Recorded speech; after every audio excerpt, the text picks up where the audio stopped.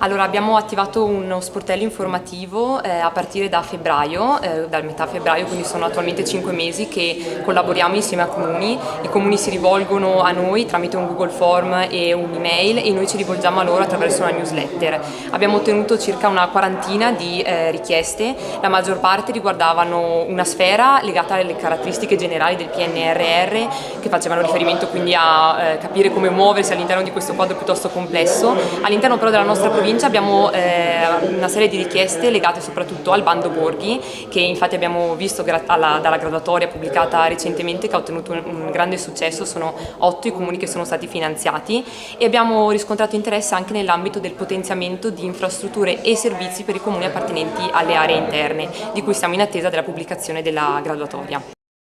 Il nostro lavoro continua, pensiamo che entro il 2022 verranno pubblicati tutti i bandi destinati ai comuni, mancano ancora dei bandi legati alla digitalizzazione, alle comunità energetiche e alle imprese, sempre legati al bando borghi. Quindi noi continueremo con la newsletter, quindi con l'informazione per i comuni. Restiamo sicuramente disponibili durante tutto il periodo estivo e la conclusione dell'anno per ricevere richieste o informazioni.